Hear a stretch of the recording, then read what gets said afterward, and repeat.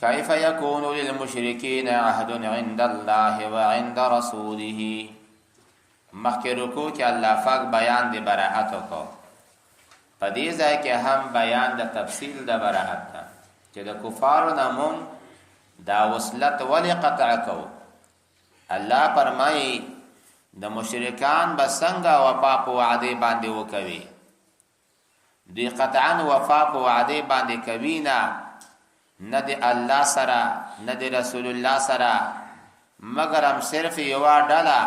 د هغوی نه چې بني زمره او بني کنانه ده چې تاسو سره وعده کړې او تر اوسه وعده ماته کړې نه ده. نو تاسو د هغوی سره تر هغه پرې وفا په خپل وعده وکوي چې تر څو دوی مستقیم په خپل وفا باندې دي. الله فرمایي د کفارو وعده به څه وعده وي؟ حال ده چې دوی په تاسو باندې غالب شي د کفارو، اگر چې وعده هم در سره یخي وي، وعده هم وي، نه په تاسو کې با ایس نظر او انتظار نه کوي، نه د ال نه د ذمه. سمعنا کفارو تاسو سره ظاهرا وعده وکړه چې په تاسو کار نه لرو، خو چې هر کله غلبه حاصله کی بیا کفار د وعده پروا نه ساتي. ال د ال معنا د قرابت د خپلوي پروا به نه ساتي. ال معنا حلف، کتا سره قسمونه کړی وي چې موږ په تاسو حمله نه کوو، نو دوی د خپل قسم یا د قرابت یا د ملګرتیا پروا نه ساتي. ولا ذمه، او نه دی هغه عهد چې دوی تاسو سره کومه وعده کړی ده چې موږ به تاسو سره جنگي ګنا، خو چې هر کله زوري برشي د خپل وعده پروا داخله کو نه ساتي. ظاهرا وای کفار تاسو په خلی باندې خوشاله وي. مونږ د قران دا ټکي سور لسو کاله مخکې راغله، اوس مونږ وینو چې کفار د هیڅ وعده پروا هم نه ساتي. حتی سو کله وړاندې یو شپه د امن شپه اعلان کړه چې هیڅوک به هم په دې کې تعرض نه کوي. په دا نږدې ساحه کې په هغه شپه باندې په کور چاپه هم واچوله او د یو عالم پلار هم شهید. دا د دوی وعده وه. الله فرمایي چې نه دا خلک چې غالب شي لا يرقبوا فيكم الا ولا ذمه، دوی د قرابت او د وعده پروا نه ساتي، خو ظاهرا به دا خلک تاسو په خولې باندې خوشاله وي، په خولې باندې به ظاهرا د خوشحالۍ خبرې، مسلمان ته د سولې، مسلمان ته د امن بشارت ورکوي. خو حال دا چې همدغه کفار به په بشارت کې دننه مسلمان ته تفریقه اچوي، د مسلمانو اختلاف ته دا خلک لمن وي. یردونکم بافواههم، الله فرمایي چې په خولې باندې کومې نارې وایي چې مونږ د تاسو دوست یو، مونږ د تاسو د وطن د آبادولو لپاره راغلي یو. الله فرمایي زړه کې به دا شی نه دي. وتأبى قلوبهم، پزړو کې د مسلمانانو بربادي، پزړو کې د مسلمانانو خرابي، پزړو کې د مسلمانانو هلاکت، پزړو کې د مسلمانانو اختلاف موجود ده چې دا مسلمان به څنګه تباہ کو. الله فرمایي چې دې کفارو د الله پاک په آیاتونو باندې پیسې واغستلې، د حق لارې داخله گمراه شول. دوی به مسلمان په باره کې چرته هم د قرابت او چرته هم د وعده پروا نه ساتي. تاسو وګورئ بني قریظه د رسول الله سره کلکه وعده کړې وي، دینه مدینه کې پراته دي، خو چې هر کله د ابو سفیان ډله راغله او په مسلمانانو باندې په جمعواري باندې حمله کوله په مدینه منوره کې، امدا بني قریظه هم سره لاړ وعده ورسره وکړه. د رسول الله وعده یې ماته کړه، ولی الته تل درندا ولیدا، خورست الله تعالی سپکه کړه الله یو عظیمه سزا ورکړه چې د هغوی بالغان قتل شول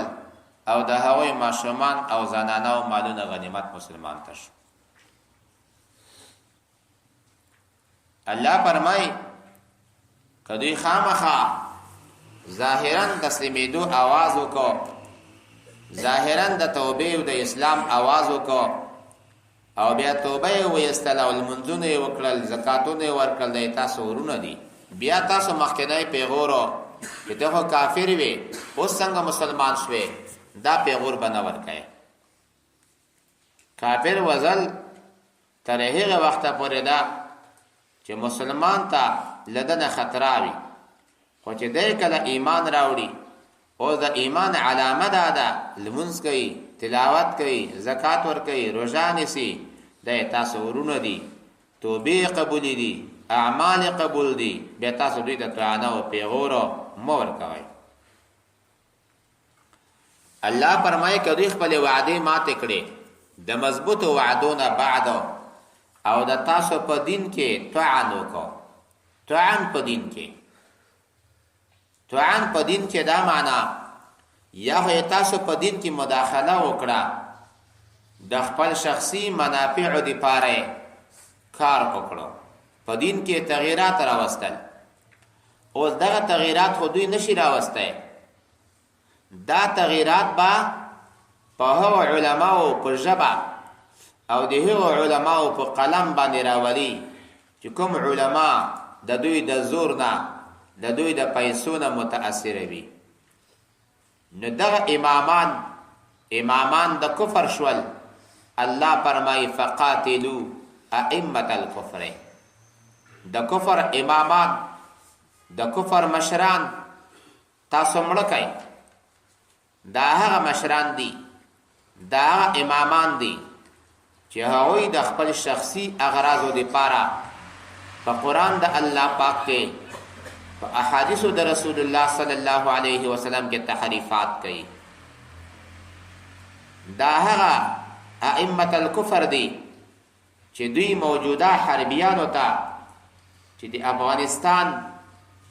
د مسلمانانو په دې مظلوم ملت باندې هغه انداز کې ظلمونه وکړل چې عقل برداشت کولی نشي. چرته زمون په ودونو باندې بمباری وکي، 40 نفره شهیدان کې کور مکمل لنګ شي. چرته زمون د مکتب په وړو ماشومانو بمبار وکوي، چرته زمون په لاریونی خلکو باندې بمبار وکوي، چرته زمون په یو جلسه باندې چې پدې کې د الله او د رسول خبره بیانېږي او پایا تنکی ګلان چې د قران کریم حافظانو پګړې مراسم وي هغه په شهادت باندې رسي او بیا سره د هغې نه د معاهد وای او بیا د ساتنې پر حدیث هم پیش کړي چې من قتل معاهدا لم يرح رائحه الجنه. د دې کسانو قتل د حرام وای او د دې کسانو قاتل ته جهنمی وای. الله تبسو وای الله دې داخله ګونګ کا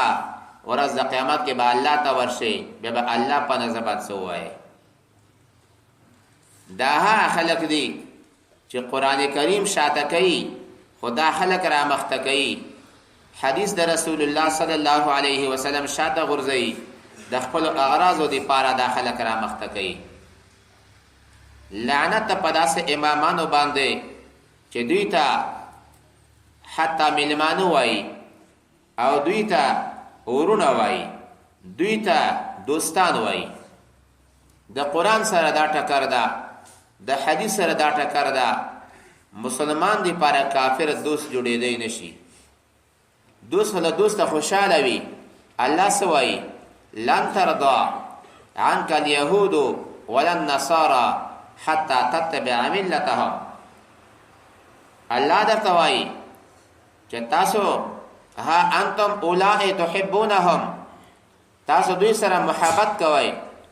محبت دا معنی د دوی اطاعت کوئ، د دوی خبره منئ. هو لا يحبونکم، دوی د تاسو سره محبت نه لري،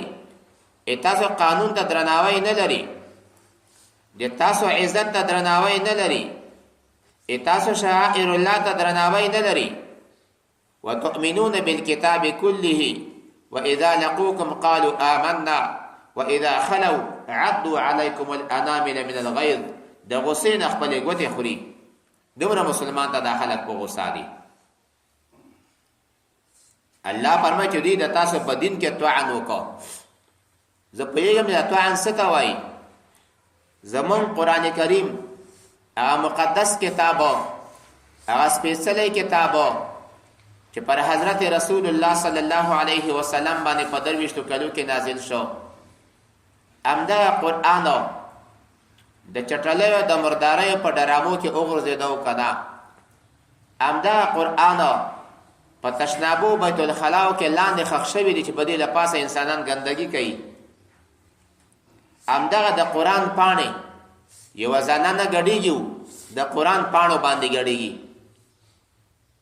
دا طعنو فی دینکم او باوجود د هغې نه د وطن غلام، د وطن یو مزدور، د کفارو مزدور، دغه د سپي مینځونکی، او بیا هم دا خبره کوي چې څه یې کړي دي، دا خو میلمانه راغلي دي. څو کاله وړاندې ډنمارک چې کله د رسول الله صلی الله علیه وسلم اهانت او د هغې په نامه یو ډرامه جوړه وه، نو بعضو ځایو کې مسلمانانو لږې جذبې وکړې پورته شول. راډیو کې یو ملا وایي نو څه خبره ده، هسې پیغمبر ته ضرر رسوی نه شي، خالي نارې وایي زنده باد و مردباد، زنده باد و مرد، څه فایده کوي دا، بیا خو یې نه کوي که نه، خالي یور یې کړی ده، اشتباه کړی ده، فکر یې نه و. ای رزیله، ای بې شرفه ملا، ای د کفر امامه، الله دې تباه و برباد په دنیا کې مو ګرځوي لکه آخرت دې چې برباد ده. ته باید خلکو ته نور هم ووایه چې جګ شئ خلکو، د ډنمارک عسکر چې پیدا کوئ تسمې ته نه وباسئ، د ډنمارک سفارت چې پیدا خښتې خښتې اور واچوئ، او ته بیا د خلکو دفاع کوئ، او هغه مسلمانان چې جګ شوي دي هغه هم کښېنوي چې کښېنئ، څه خبره ده. فقاتلوا ائمة الكفر، دا هغه امامان د کفر دي چې د مسلمانانو د هلاکت، د مسلمانانو د هلاکولو دپاره طرفدار خلک دي. دا د دوی په ډنډونو کې لمبېدونکي خلک دي، دا د دوی د عیاشۍ طلب والا خلک دي. د 50 روپیو دپاره یې کلکه غلامي ومنله، د هغې د غلامۍ په خاطر باندې مسلمان ته کافر او کافر ته مسلمان، جنتی ته جهنمی او جهنمی ته جنتی، او سپین ته تور او تور ته سپین وویلې. د همدې زمانې علماء سوء داسې کسان پیدا شول چې هغه بدمخي خلکو ته چې هغوی به لاسونه د مسلمانانو په وینو باندې سرو د خالد بن ولید رضی الله تعالی عنه لقبونه ورکول، د حضرت عمر فاروق رضی الله تعالی عنه لقب به ورکول. سبحان الله، لکه له ځان نه حیا وکړه، لکه د قرآن نه حیا وکړه. الله فرمایي فقاتلوا ائمة الكفر. ما درته مخکې ویلو چې هیڅ یوه ډله دا کیدی نشي چې هغې مخې ته مولا روان نه وي. ګلونو استغفار ووایئ چې هسې نه خدای نه که دا زموږ تاسو عاقبت خراب نشي. دا خپل علم ته دوکه نه شئ، خپل مفتیتوب ته دوکه نه شئ، خپل علم تقوا ته دوکه نه شئ چې خدای نه که دا امتحانات ډېر زیات دي چې موږ تاسو هم داسې نه شو لکه دوی غونته. عالم اسلام مسلمانان د دوی نه ور واخیسته، دین کے خراب استین سے، شاہ ظالم پیر کاہل مولوی بیدین سے. د داسې بېدین علماو نه چې هغوی تحریفات په قرآن کې کوي، غلطو په احادیثو د رسول الله صلی الله علیه وسلم کې کوي، خلکو ته لاره جوړه کړه او خلکو ته د مسلمانانو د وژلو حکمونه ورکړل او خلکو ته جرأت په ګناه باندې ورکړه. الله فرمایي د دې خلکو سره تعلق مه ساتئ. وطعنوا فی دینکم، تاسو په دین کې دوی طعن وکړه، زمونږ د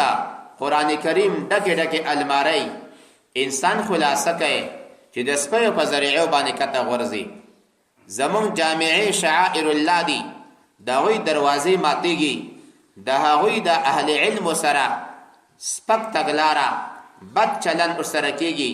دا طعنو فی دینکم کې داخل دي. فقاتلوا ائمة الكفر انهم لا ایمان لهم، دوی لره وعدې نشته، دوی وفا په خپلو وعدو باندې نه کوي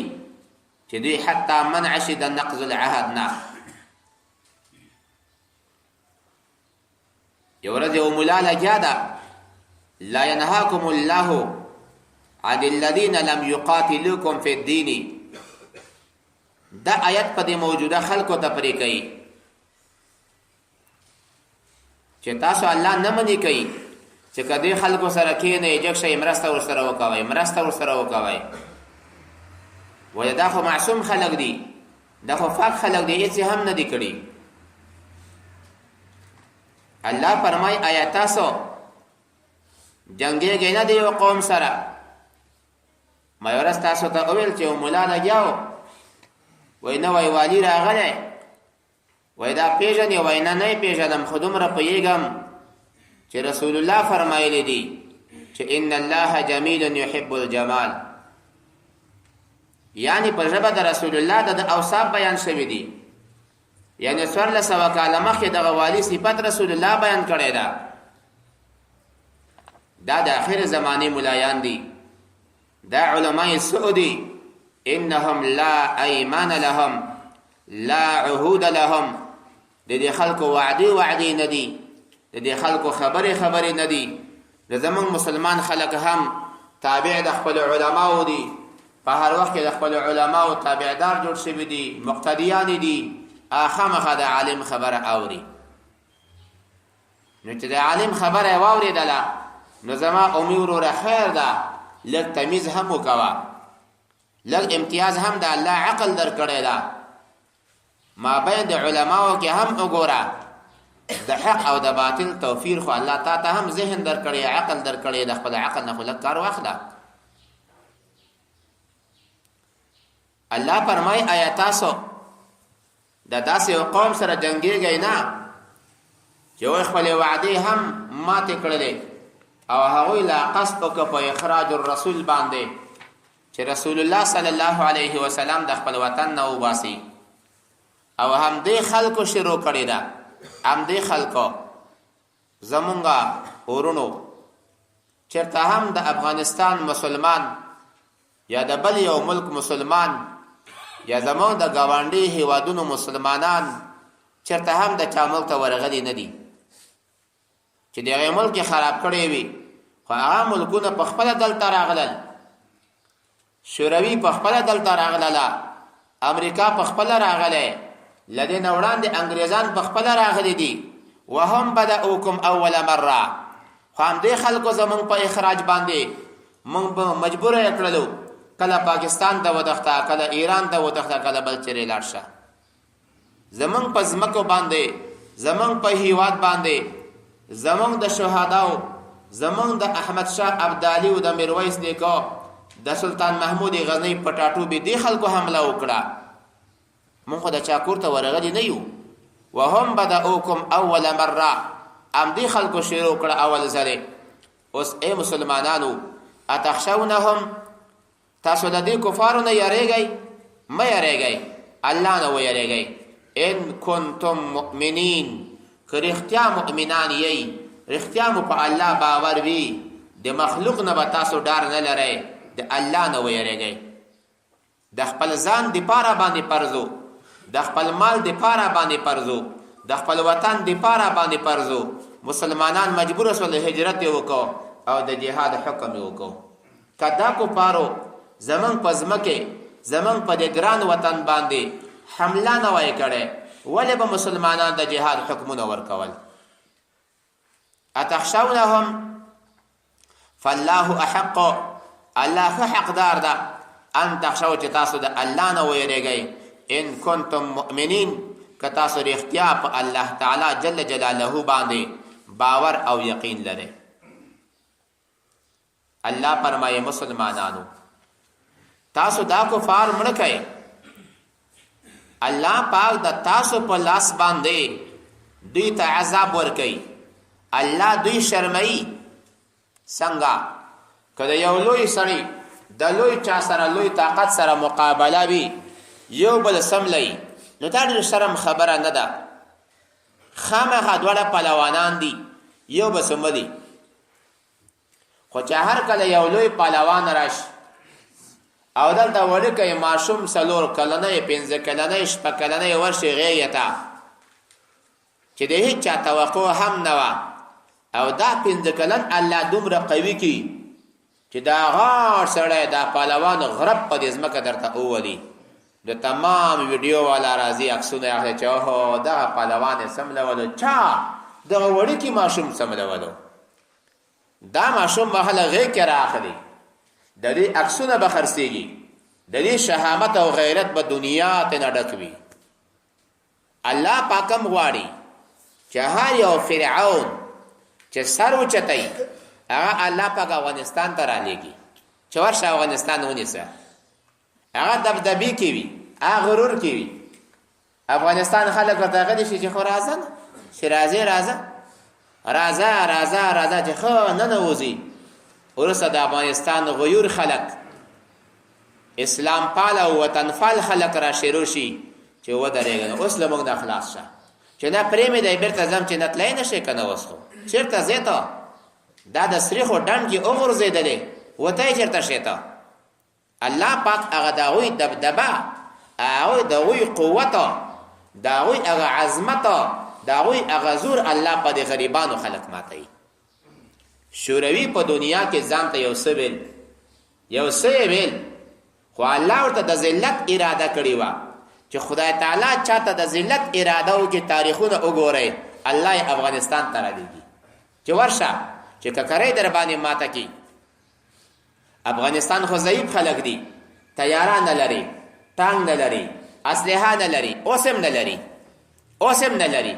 امانتي اسلحې دي خلکو ورکړي 5 ورځو دپاره چې اوس وایي چې راټولومې ټولوی شي چې د افغانستان کومه خپله شتمني د اسلحو وه ټولې والوځول ختم یې کړه نو قاتلوهم الله فرمایي چې الله پاک د تاسو په لاس باندې د خلکو د عذاب ورکوي او دا خلک الله شرموي الله به د تاسو نصرت او امداد کوي او الله به د مسلمانانو زړونه یخوي مسلمانانو رونو تر څو به دا غلامي وي د مسلمان دپاره اتفاق پکار ده د مسلمان دپاره اتحاد پکار ده د مسلمان سره دا ضمیر او دا عقل پکار ده چې په ما باندې د خپل ځان د مال او زما د خپل خاورې زما د خپل کورو دپاره باندې فرض ده ضرورت ده الله پاک با د مسلمانانو الله به د دوی د زړه غصه هغه لرې کړي او الله به په بعض کسانو باندې قبول د توبې وکوي بعض اهل کتاب به ایمان هم راوړي مسلمانانو آیا تاسو دا ګمان کوئ چې همداسې به پرېښودلی شئ د مسلمان او د کافر منځ کې د مسلمان او منافق منځ کې به امتیاز الله نه راولي تاسو داسې ګمان کوئ چې همداسې به پرېښودل شي آمنا فلا تؤمروا بالقتال تاسو سره به د مقابلې اعلان نشي کېدی تاسو به امر په جنگ باندې کېدی نشي نه الله به خامخا داسې وخت راولي چې صحیح مسلمان به الله بېلوي د کافر نه یو سړی غنم کړي جوار کړي د په اول وخت کې دواړه سره غټېږي منځ کې واښه هم راوچتېږي پرېږدي چې دا واښه د نیولو قابل شي چې غنم ته نقصان نه رسوي په دې وخت کې غلي ورننوځي دا دهقانان تاسو چې وګورئ د پټیو منځ کې غلي ناست وي دا واښه ته نه لرې کوي الله پاک همداسې په اول وخت کې مسلمانان او منافقانو دا ګډ ورسره کینی اوس الله یو امتحاني مرحله راولي چې مسلمان او کافر بیرته سره جلا شي امتیاز ظاهري الله په منځ کې راولي تاسو ګمان کوئ چې همداسې به پرېښودلی شئ او حال د الله نه د ښکاره کړي هغه کسان چې جهاد یې کړی تاسو نه او د الله او د رسول نه بغیر بل چا سره دوستی او تعلقات نه نیولې. الله پاک د تاسو په اعمالو باندې خبردار ذات ده. الله فرمایي کیف یکونو څنګه به وي للمشرکین د مشرکانو دپاره عهد وعده عند الله پنځ د الله تعالی باندې و عند رسوله او پنځ د رسول د الله تعالی باندې الا الذين مگر ما خلق عهدتم چې تاسو وعده کړی ده دوی سره عند المسجد الحرام پنځ د مسجد حرام ولم ينقضوا عهدا خپل وعده ماته کړی نه ده فما استقاموا لكم چې ترسو دوی مستقیم وي د تاسو سره په دې وعدو کې فاستقیموا لهم تاسو دوی سره هم مقیم شئ په وفا د وعدو باندې. ان الله بشک الله پاک يحب المتقین الله دوست ګڼي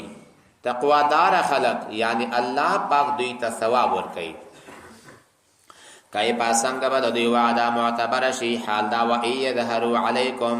خودی غالب شي پتا سو باندې لا يرقبو فیکم الا دی انتظار نه کوي پتا سو کې د قرابت او د حلف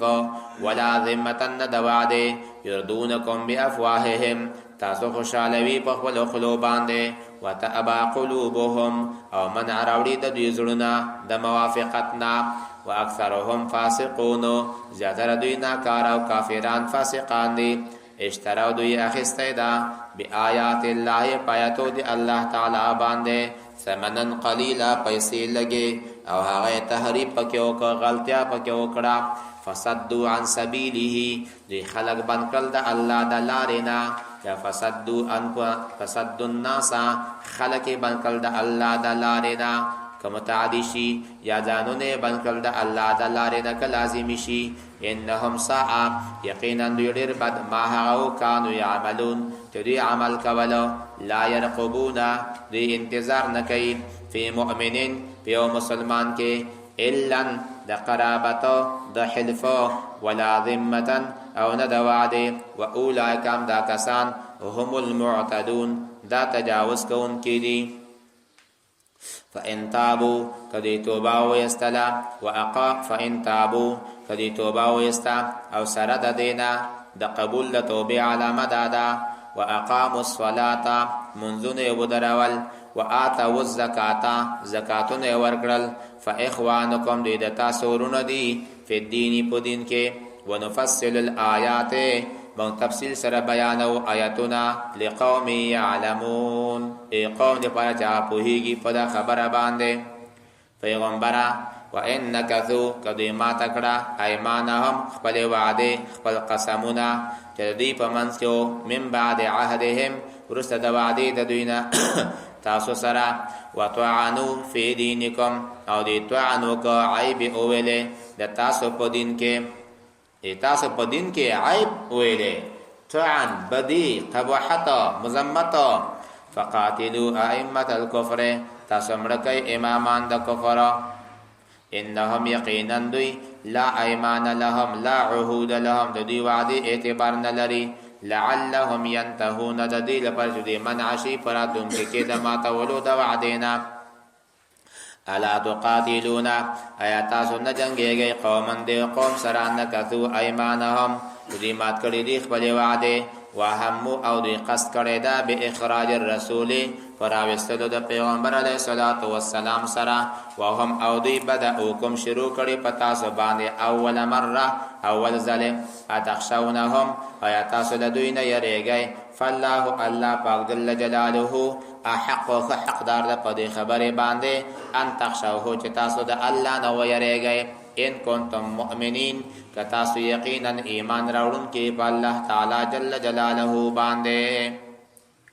قاتلوهم او جنگيږي د دې خلکو سره يعذبهم الله الله عذاب ورکي دوی ته بأيديكم د تاسو په لاسونو باندې ويخزهم الله دوی شرموي وينصركم عليهم الله د تاسو نصرت کوي په دوی باندې ويشفي او الله سړوي صدور سنه قوم مؤمنین د مسلمان د قوم سینې پیښوي مسلمان ته غوسه ورغلی ده ويذهب الله لري کوي غیظ قلوبهم غصه د زړو د مسلمانانو ويتوب الله الله توبه قبلوي یا قبول د توبې کوي علامه یشا چې چاته اراده وشي والله الله پاک جل جلاله علیم الله خبردار د دوی په توبه باندې حکیم او الله حکمت والا د مسلمانانو او په غلبې د دې خلکو باندې ام حسبتم آیا تاسو داسې ګمان کوئ ان تترکو تاسو به پرېښودلی شئ او حال دا ده فلا تؤمروا بالقتال ولما يعلم الله او حال دا ده ولما فمعنا دې لم سره ده ولم يعلم الله او الله نه ده ښکاره کړې په علم ظهور باندې الذين کسان آمنو چې ایمان ولما يعلم الله الذين او الله نه د ښکاره کړی ها کله خلق جاهدو سے جهاد کړی منکم لتاسونا ولم يتخذوا او نه د نیولې من دون الله بغیر د الله تعالی نه ولا رسوله بغیر د پیغمبرنا ولا المؤمنین بغیر د مسلمانانو نه ولیجه دوستی او محبت د الله نه بغیر د کفار سره هیڅ قسم دوستی نیولې نه ده الله به داخله ښکاره کوي د هغو خلکو نه چې د کفار سره تعلق او دوستی ساتلی وي والله الله پاک جل جلاله خبير كان للمشركين ان يعمروا مساجد الله شاهدين على انفسهم په مخکې رکوع کې بیان د قبائح د دې خلکو شو په دې ځای کې هم د خلکو سره د کفر نه ځانونه اوچت او ځانونه بهتر ګڼل او دا به ویل چې مونږ خو د مسجد حرام خادمان یو نو مونږ د تا نه بهتر یو الله فرمایي اس کله هم مشرکان د الله جماعت جوړوي نشي اصل حضرت عباس رضی الله تعالی عنہ وغیره کسانو بویل ان نعمر المسجد الحرام مونږ مسجد حرام جوړو مونږ اوبو د زمزم خلکو ته ورکو مونږ د حاجیانو خدمت کوو نو ځکه مونږ اعلی خلک یو مونږ اولا خلک یو مونږ اجلو اوچت خلک یو الله پاک جل جلاله جواب فرمایي چې نه ایس کله هم مشرکان دوی د الله پاک کور نه جوړوي یعنی د الله کور خو هغه څوک جوړوي چې د الله سره تعلق وي د الله بنده وي د الله لپاره لمونځ کوي نو چې هر کله کافر په خپل په الله باندې قائل نه ده په رسول الله باندې قائل نه ده په ایمان باندې قائل نه ده لمون نه کوي نو بیا د څه لپاره جماعت جوړوي کفار دا جماعت نه جوړوي ما کان للمشرکین ان یعمروا مساجد الله په داسې حال کې چې دوی په خپل ځانو شاهدان هم دي چې مونږ کافران یو نو کافر بیا جماعت د څه لپاره جوړوي ایس کله هم کافر دا جماعت نه جوړوي الله فرمایي د دوی اعمال برباد دي هم په دنیا او هم په آخرت کې او په آخرت کې به د خلکو لپاره عذاب علیم د همیش لپاره وي یو عمارت ظاهری ده ظاهری تعمیر د جماعت هم کفار نه کوي او باطنی تعمیر چې عبادت ته د جماعت هغه هم په طریقې اولا باندې نه کوي د پیغمبره جماعت څوک جوړي وای جماعت هغه څوک جوړي چې په الله باندې ایمان وي په ورځ د قیامت باندې ایمان وي او هغه لمونځ کوي زکات ور کوي او بغیر د الله نه د هیڅ چا نه یریږي نه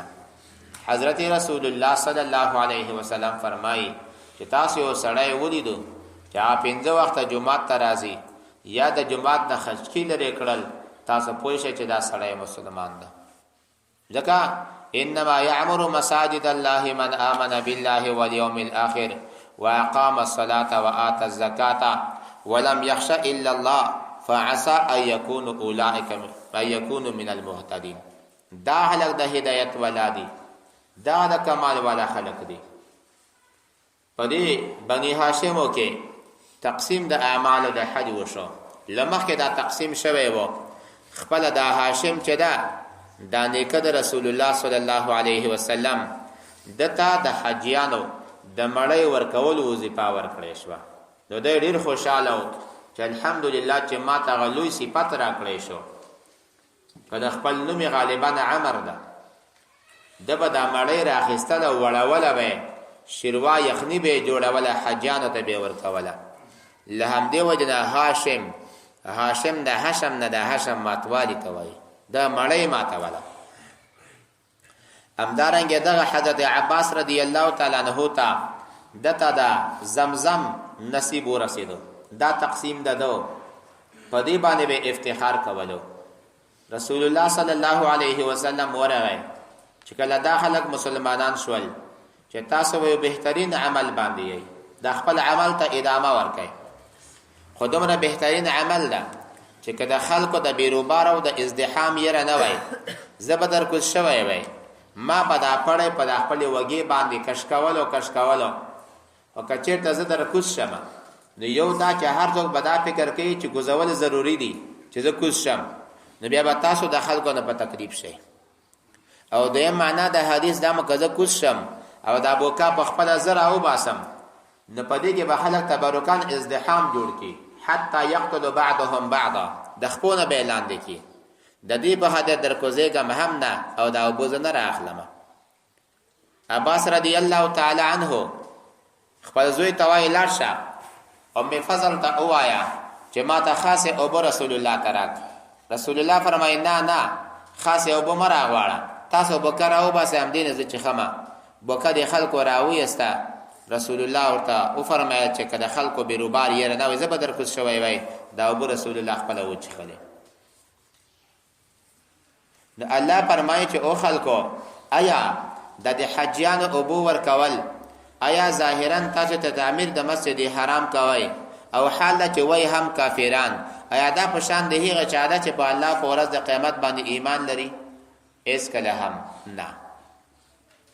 که ته تمام دنیا په عبادت باندې ونیسي خو چې د تا سره دا کلمه نه وي چې لا اله الا الله محمد رسول الله ینفعک، تا ته پیدا نشي رسولی. نو دا منم چې تاسو ښه وظیفه ده، خو دا ښه وظیفه سره تاسو کفر لرئ. نو دا سقایت الحاجه د حاجیانو اوبه ورکول او عمارت د مسجد حرام دا د هغه چا سره برابر نه ده چې هغه الله باندې ایمان هم راوړی وي او د الله په لار کې جهاد هم کوي او مال او ځان هم مصرفوي. الله پاک اسکله هم قوم ظالم ته هدایت نه کوي. هر یو عبادت لپاره شرط هغه ایمان ده. کوم کسانو چې ایمان راوړی، هجرت کړی، جهاد کړی د الله په لار کې په خپلو مالونو په خپل نفسونو باندې، الله فرمایي دا لوی درجې والا دي،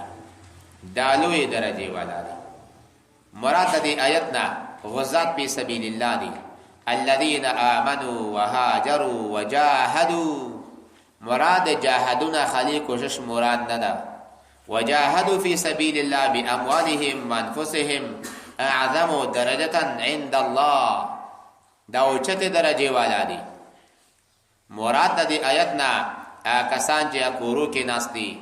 یا په جماعتو کې ناستی یا په خانقاو کې ناستی، دا مراد نه دي کنه. اعظم درجه والا خدوی شول. نو کچرته خانقاو والا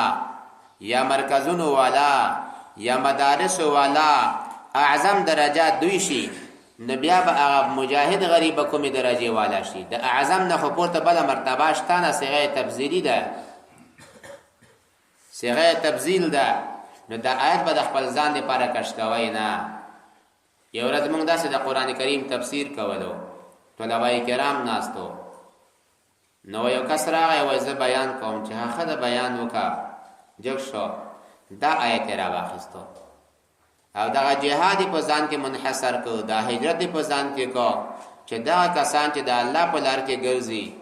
د الله لار نیولې وي او صرف تبلیغ کوي، لا یستوون نور هدو سره برابر نه دي. مسدر تو وایم خدا حماقت نه ډکی پویږي نه په خبره باندې د قران آیتونه راغلي د ځان لپاره تفریح کوي. دومره ځان غټول څه فائدہ کوي؟ ځان الله ته ذلیل کوي چې زه هیڅ هم نه يم، الله بتاو چتای. دا آیت صراحتا تاسو مضمون د آیت ته وګورئ. مخکې بیان د جهاد شو چې د کفارو نه بیریږي نه، او بیا کسان چې ایمان راوړي، هجرت کړي، جهاد د الله په لار کې کړي، دا لوی درجه والا ده، اعظم ده. نو کچر د مراد د جهاد نه ظاهري لغوي معنا شي بیا خو دغه د تاسو هم جهاد کوئ، قرار ناست خپل مړی خورئ، چای خورئ، بسترو کې سوملی، دا هم جهادي لغوي ده. یو سړی جماعت ته ځي هم جهاد ده، یو سړی دکان ته ځي د الله د رضا دپاره حلاله روزي ګټي هم جهاد ده. بیا خو دا ټول اعظم درجې والا شو. مفضل علیه بیا څوک وینو؟ تقاضا د اسم تفضیل خدا ده، یو مفضل غواړي بل مفضل علیه شو، تاسو ټول مفضل شوي، مفضل علیه به څوک وي؟ هغه لاندې درجې والا بیا څوک وینو؟ خو نه، مونږ تاسو مفضل علیه یو، او هغه کسان چې د الله په لار کې جهاد کوي، هجرت کوي، او د الله په لار کې جهاد رښتونه کوي، یوی اعظم درجه عند الله، اوچته مرتبه والا دی په نزد الله تعالی جل جلاله باندې. الله بدوی ته زیر ورکي پر رحمت او په مهرباني سره، پر رضامندۍ سره چې الله بل دوی نه خوشاله وي او د دوی لپاره به جنتونه وي، دی به همیشه په دې کې نعمتونو کې مقیم اوسیدونکي وي، دی به همیشه په دا جنتو کې وي. دا الله په نسبت باندې ډېر لوی اجرونه دي. الله فرمایي چې مسلمانانو تاسو به د کفارو سره موالات او تعلق او محبت نه ساتئ. او دلته سوال پیدا کیږي چې خو د سړی به پلار کافر وي، د سړی به ورور کافر وي، اوس څه وکم؟ الله فرمایي چې تاسو د پلار سره به د پلارتوب لحاظ نه ساتئ، ته به د ورور سره د وروري لحاظ نه ساتئ. که د ستا پلار د ستا ورور کفر مختاره که په ایمان باندې، او که تا هم د دوی سره رښتونې موالات او رښتونې محبت د کامل د دغه پلار سره چې کامل کافر ده او دغه ورور سره یا د زوی سره وساتلو، الله فرمایي هم الظالمون، دا کسان ظالمان دي، په خپلو ځانو یې ظلم وکړه چې د الله محبت پرېښودلو، د کافر پلار محبت یې وکړه. لا طاعة لمخلوق في معصية الخالق. دوبره الله فرمایي وصاحبهما في الدنيا معروفا، د مور او پلار اگر چې کافران همي ظاهر سره ښه گزاره کوه، خو د هغوی سره په محبت او تعلق نه ساتئ چې حتی د الله محبت لري کې د دوی محبت ته اختیار کې. الله فرمایي وکه چېرته د تاسو پلاران د تاسو زمن چې کافران وي، د تاسو ورونه چې بېدینه وي، د تاسو ازواج او بیبیانی، او د تاسو قوم قبیله، او د تاسو مالونه، او د تاسو تجارتونه، او د تاسو بنگله تاسو ته محبوبي د الله او د رسول او د جهاد نه د الله په لار کې، یعنی د دغو کسانو سره محبت ساتئ. د الله محبت هم پرېښودو، د رسول الله محبت هم پرېښودلو، د الله په لار کې هم جهاد پرېښودلو، بیا د الله پاک د عذاب انتظار وباسئ. د مسلمان خو علامه ده لا تجد قوم یؤمنون بالله واليوم الاخر، داسې قوم به پیدا نه کوي چې په الله او په قیامت ایمان لري. یوادون من حاد الله ورسوله، چې دوی د هغې چا سره محبت وساتي چې هغه د الله او د رسول مخالف وي. د مسلمان د ښه اسلام خو علامه هم دغه ده چې هغه چې څوک د الله او د رسول نه مخالف دی، د بد یېسېږي، دی د هغې سره تعلق او تولی او محبت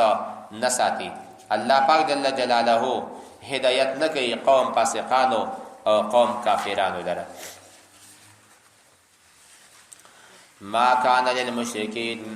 نستا مشرکانو لره ان یعمروا مساجد الله، تدی جوړ کی د الله تعالی جماعتونه، شاهدین علی انفسهم، په حال کون د دې دوی شاهدان دي په خپل ځانونو باندې بالکفر په کفر. اولئک دا کسان حبطت اعمالهم، برباد دي عملونه د دوی، وفي النار او په اور کې به هم دوی خالدون همیشه وي. انما خبر دا بلنه د یعمر جوړوي مساجد الله، د الله تعالی جمعتونه په عبادت باندې څوک جوړوي؟ من آمن چې چا ایمان راوړی وي بالله په الله تعالی باندې، والیوم الاخر په ورځ د آخرت باندې، واقام الصلاة او دروي المنځونه، وآت الزکاة او ورکی زکات الله دی پارا، ولم یخش او نه یریږي الا الله بغیر د الله تعالی جل جلاله نا، فعسى قریب دا اولاک دا کسان ای یکونو چشیدوی من المهتدین لجمله د هدایت من دن کو نشی اجعلتم آیتاسو گرزول سقایت الحاج وبور کول حاجانو تا وعمارت المسجد الحرام او جوړول د مسجد حرام کمن پشان ده غچا امنه چې ایمان راوړې وي بالله بالله تعالی باندې والیوم الاخر پورز د اخرت باندې وجاهد فی سبیل الله او د جهاد کړي د الله تعالی په لار کې لا یستوون عند الله د الله په نسبت باندې برابر ندي والله لا يهدي القوم الظالمين الله پاک جل جلاله هدایت کوي قوم ظالمانو لرا الذين ها خلقوا امنوا چې ایمان راوړل وهاجروا هجرت کړه وجاهدوا جهاد کړه فی سبیل الله د الله په لار کې باموالهم بخپل مالونو باندې وانفسهم بخپل نفسونو باندې اعظموا درجه عند الله دا ډیر لوی دا لروي د ثواب او درجه نه پنځ د الله تعالی باندې واولئک دا کسان هم الفائزون هم دا کسان کامیاب دي په کامل کامیابی سره یبشرهم زیر ورکی دوی ربهم رب دوی برحمت منه وصواب دی رحمت لطرف دی اللہ تعالی نا ورضوان اپر زامنده لطرف دی اللہ تعالی جل جلاله نا وجنات جنتن لهم دوی لفارا فیها پدا جنتنو کی نعیم نعمتن دی مقیم دائم خالدین ہمیشہ بویدی فیها پدا جنتنو کی ابدا ہمیشہ ان اللہ بیشک اللہ تعالی عنده پنزدد باندے اجر عظیم لو اجر دی اللہ تعالی پنز باندے دے غچال پارا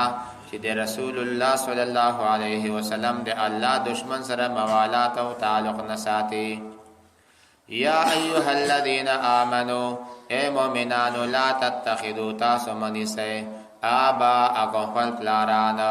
و اخوانکم خپل ورونا اولیاء په دوستۍ سره ان استحبوا الكفر على الايمان کدی خو بللا کفر لرا په ایمان باندې ومن يتولهم منكم چې څوک موالاتو کې لتا سن د دوی سره فاولئک هم دا کسان هم الظالمون دوی ظالمان دي په دې کفر کې ګیر شوي دي قلوا پیغمبرا